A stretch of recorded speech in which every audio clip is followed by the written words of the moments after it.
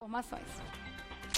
Agora a gente vai falar daquele assunto que todos os anos a gente tem que falar, sim, mais de uma vez, para conscientizar a população da importância de combater o mosquito Aedes aegypti. Para isso, a TV Gazeta fez uma campanha que eu achei que a gente, no ano passado, claro, conseguimos atingir muitas pessoas, mas a gente sempre acha que é o último ano, né? Que a partir do ano seguinte não vai precisar, que os números vão diminuir. Só que, infelizmente, não é bem isso que a gente vê. Os números de casos de dengue estão alarmantes, assim como das outras doenças transmitidas pelo Aedes aegypti, Zika vírus, chikungunya, e agora a gente está sendo assombrado por mais um fantasma, o da febre amarela. A gente vai conversar sobre isso no programa, mas antes, eu quero que você reveja a campanha da TV Gazeta. Pode rodar.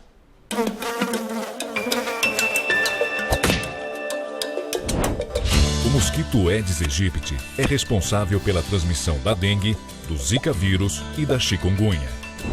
A melhor forma de evitar a contaminação é eliminando os focos do mosquito. Por isso, tire a água dos pratinhos de plantas e coloque areia até a borda. Lave os bebedouros de animais e troque a água todos os dias. Mantenha os vasos sanitários sem uso tampados e dê descarga pelo menos uma vez por semana. Sempre que trocar os garrafões de água mineral, esvazie e lave bem o suporte. Para mais informações, acesse todosnocombate.com. Participe com a gente. Juntos, somos mais fortes. Todos no Combate. Uma campanha da Fundação Casper Libero. Apoio TV Gazeta. Eu estou no combate pelos meus filhos. Eu estou no combate pela minha família. Eu estou no combate pelo meu marido. Nós estamos no combate pelo Brasil. Proteja quem você ama. Todos no combate.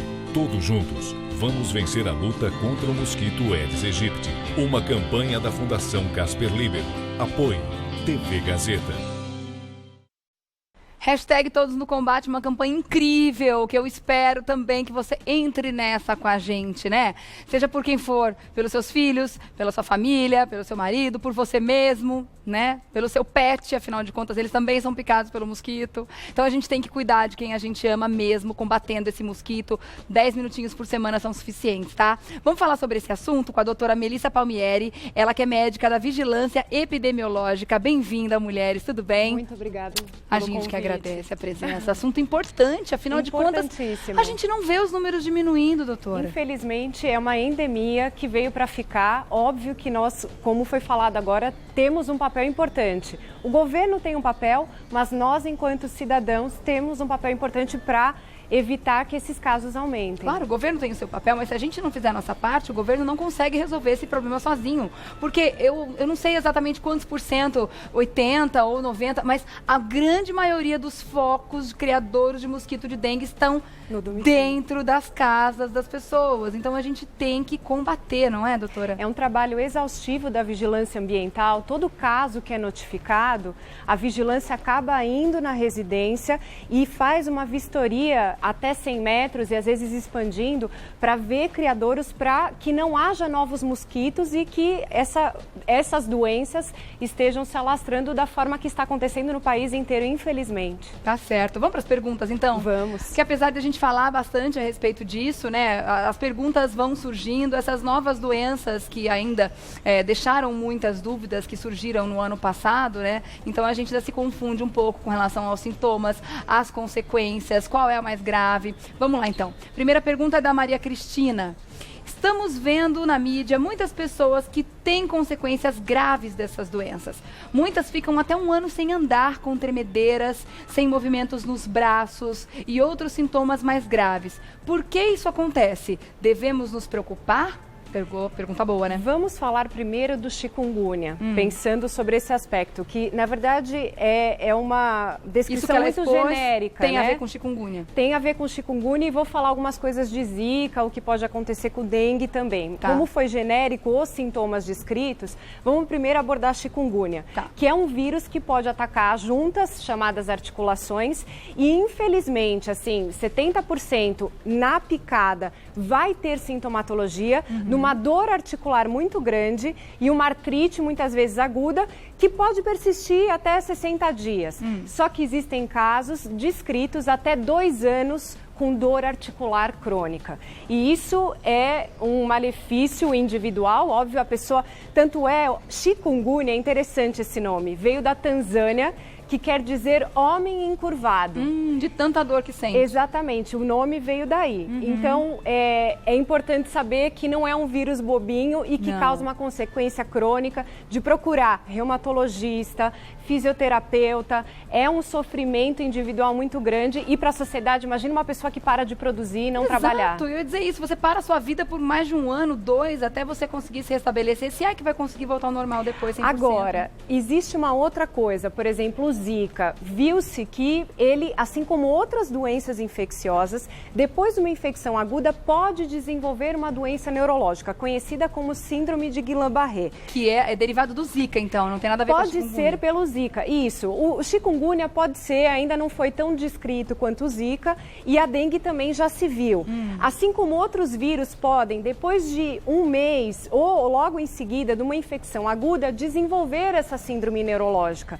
É super rara, mas quando acomete, só para você ter ideia, o organismo ele gera autoanticorpos para a capa do nervo. E aí começa um formigamento nos pés até pegar os nervos motores e a pessoa para de andar, até numa gravidade maior, para de respirar quando pega a musculatura respiratória. Alguns casos evolui para óbito, mas outros é um sofrimento, a pessoa fica na UTI e evolui para cura, graças a Deus, apesar da raridade. Então, essa primeira pergunta, ela acaba abordando um pouquinho diferentes situações que, infelizmente, esses vírus causam. Você vê a seriedade, né? Fora a quantidade de mortes que, infelizmente, a gente é obrigado a noticiar todos os anos, também por causa dos tipos mais agressivos de dengue. Dengue, né? Foram em torno de 800 óbitos em 2015 e 600, até que fechem os números adequados, o ano passado, 2016. Ou seja, não é uma doença... Gente, né? Não dá para deixar para lá, né? Vamos dar uma olhada aqui nesse quadro que eu achei bem interessante. Volta um pouquinho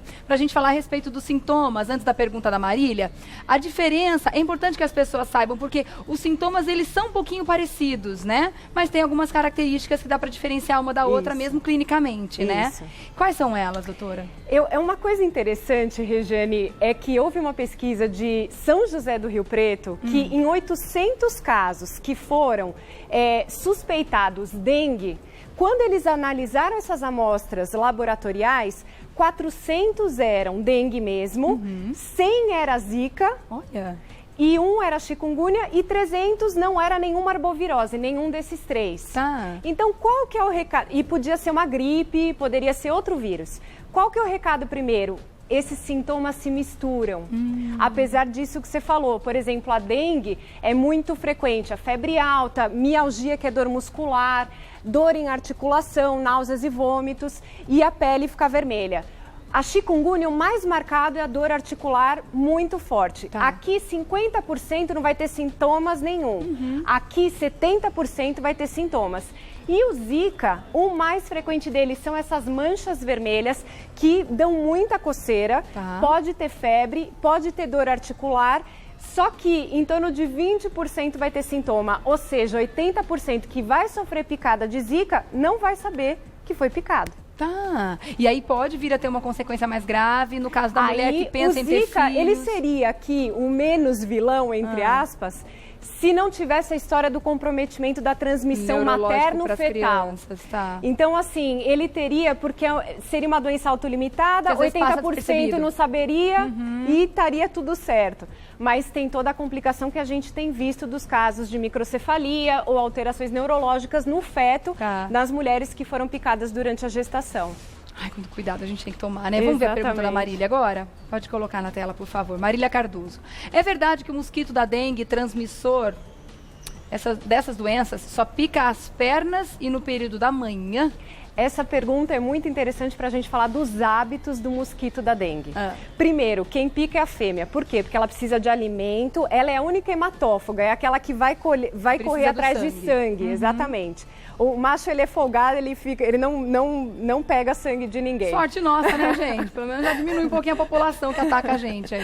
E aí, o que acontece? Ela precisa para poder colocar os ovos. Então, quais são os hábitos dela? De manhã, cedinho, tá? Então, de manhã cedinho o quê? A hora que o sol tá nascendo? Tipo 6 da manhã? Por isso a gente vai falar um pouco dos repelentes e aí a dica de colocar o repelente logo de manhã, né? Antes de sair. E ao entardecer, é o momento que ela tá indo lá para buscar alimento. E aí, quais as regiões onde ela usualmente pica? As extremidades, os tornozelos, os braços aqui. E o que é interessante é que na hora que ela está picando, ela coloca um anestésico. Então, a gente quase não sente o momento da picada, não sente muito. Né? E tem até estudos que, assim, se você de repente percebeu que o Aedes está te picando, você expulsou, se ele não fez a alimentação completa, ele vai voltar ou em você ou em até 100 metros e vai terminar a alimentação dele. E ele fica escondidinho a gente fala no escuro, por exemplo, embaixo da cama. Ele é rasteiro. Isso. Ele não voa alto. Ele não voa alto. Ele é diferente dos hábitos do pernilongo. O pernilongo, ele é noturno. Que é o Culex, né? É o Culex. O nome dele científico é Culex. Que, inclusive, verificou-se que o Culex, ele carreia o Zika, mas até agora a gente não viu nenhum envolvimento. Qual a transmissão, nada. Por enquanto, a sociedade científica tá pesquisando, tá vendo, mas parece que ele só carreia por enquanto. O papel dele na transmissão da doença... Mas já encontraram no Culex já o vírus encontraram no pernilongo ou muriçoca, né? No Nordeste é muriçoca. Mas como é que faz para provar uma coisa dessa? Como é que você vai saber que bicho que picou o ser humano tá ali? Aí fica impossível. Porque realmente tem de todo tipo, né? Não dá para saber. De qualquer forma tem que combater os dois, né? Porque vamos supor que o Culex não transmita a doença, que é um incômodo danado, então o negócio é combater todo mundo. E até os habitats também são diferentes. O Aedes, ele gosta de água limpa, como a gente sabe, água parada e limpa. Mas aquela história de que ele também já está se reproduzindo em água suja. Existe também, mas ele ainda prefere água limpa. Mas é óbvio, ele é um mosquito inteligente, ele se adaptou muito às cidades. Em qualquer recipiente artificial que tenha água parada, ele tem potencial de se reproduzir lá. Tá bom. Daqui a pouco eu volto, a gente fala dos repelentes, então, e a melhor forma de usar. Perfeito. Tá bom? Até já. Vamos voltar e falar dos repelentes? Então, você estava comentando, doutora Melissa, aqui, a melhor situação é a gente acordar e já tomar aquele banhozinho de repelente antes de sair de casa. A melhor situação, inclusive, já colocar uma roupa cobrindo o máximo que der, né? Para poder não utilizar tanto o repelente, mas óbvio, cidades no Brasil e até São Paulo esses dias de calor, impossível. Então, colocar o repelente nas áreas expostas.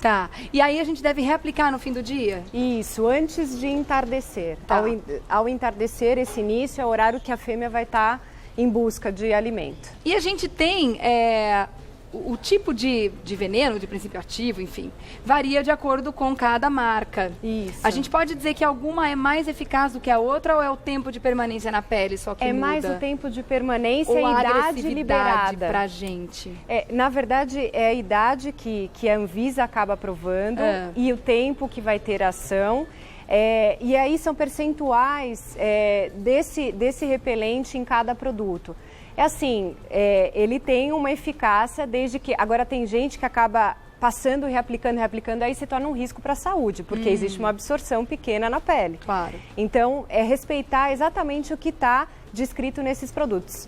Vamos abordar e falar cada um? Então, vamos lá. O IR3535 é o único que está aprovado para bebês acima de 6 meses e gestantes, né? Acima de 6 meses e as gestantes, que são pessoas de risco, né? Que não pode usar qualquer produto. Então, só que o problema é o tempo de ação dele. O tempo de ação são 2 horas. Tem que reaplicar o tempo todo, então. Então fica... E bebezinho, a gente não pode esquecer de deixar no mosquiteiro. E deixar ele coberto o máximo que der, né? Então...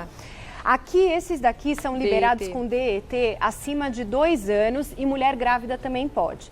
O que acontece? Existe o infantil e existe para adulto.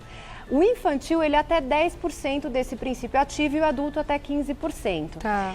O infantil, em torno de 2 a 4 horas, só que você só pode reaplicar 3 vezes. E o adulto, ele pode ficar até 6 horas. Então... Usualmente, por isso que eu falo, aplicar de manhã e à tarde tem uma certa...